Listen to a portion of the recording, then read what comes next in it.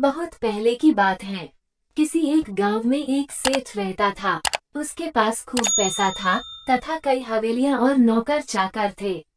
उसका जीवन बहुत ही सुंदर था। वह जो भी चाहता था वह पैसे के बल से वह उसे खरीद लेता था।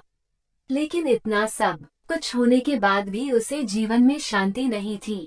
उसका मन हर समय बेचैन रहता था। एक दिन सेठ के नौकर ने सेठ को एक महात्मा के बारे में बताया जो कि उसी गांव में ठहरे हुए थे।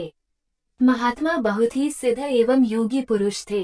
नौकर ने सेठ को महात्मा की तारीफ करते हुए बताया कि महात्मा जी ने सबकी मनोकामना पूरी करते हैं। कोई भी उनके पास से खाली हाथ वापस नहीं गया है। सेठ भी अगले दिन उस तपस्वी साधु के पास गया। साधु को प्रणाम करके सेठ ने अपनी समस्या बताई। सेठ ने बोला, महाराज मेरे पास बहुत धन संपत्ति है। दुनिया की ऐसी कोई वस्तु नहीं है जिसको मैं खरीद ना सकूं। लेकिन मेरा मन बहुत अशांत रहता है। मेरा मन हर समय व्याकुल रहता है। मुझ पर कृपा करे और कोई ज्ञान दे दीजिए जिससे मेरा व्याकुल मन शांत हो सके।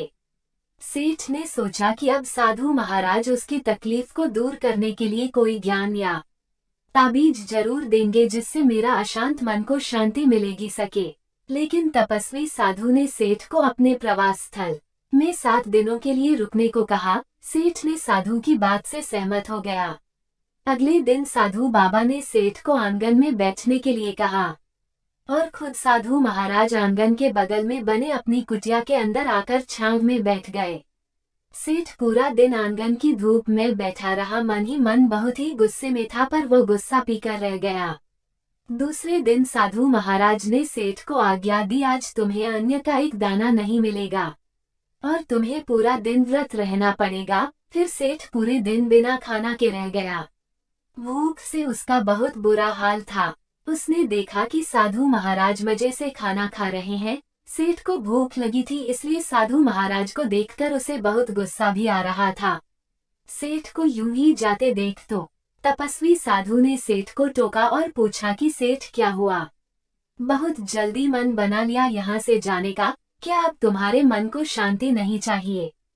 तब सेठ ने कहा, महाराज मैं बहुत ही आशा के साथ यहाँ आया था कि मुझे लगा आप मेरी समस्या का समाधान करेंगे, परंतु मुझे अब एहसास होने लगा है कि आप मेरी कोई मदद नहीं कर सकते हैं, बल्कि मुझे परेशान कर रहे हैं।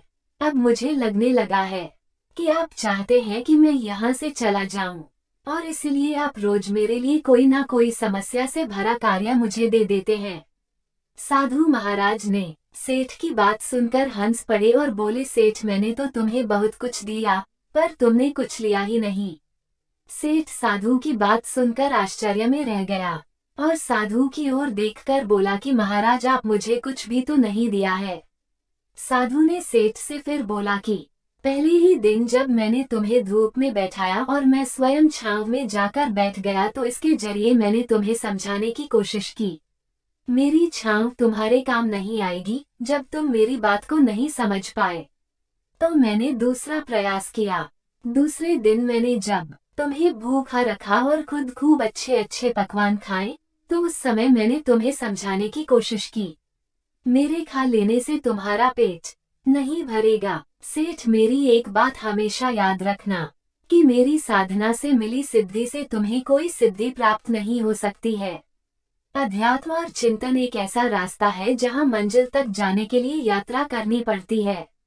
मैं बस भटके हुए लोगों को रास्ता दिखा सकता हूँ, उनके रास्ते में आए हुए बाधा से कैसे मुक्ति पाएं उसका उपाय बता सकता हूँ, लेकिन उस मंजिल तक तुम्हें स्वयं ही जाना होगा।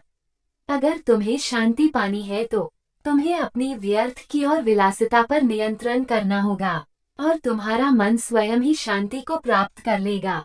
सेठ को साधु महाराज की बात समझ में आ गई और उसे अपनी मंजिल तक जाने का रास्ता मिल चुका था।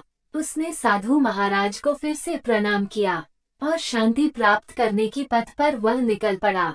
ये कहानी आप सभी को पसंद आई हो तो लाइक शेयर सब्सक्राइब जरूर करें। धन्यवाद मित्रों।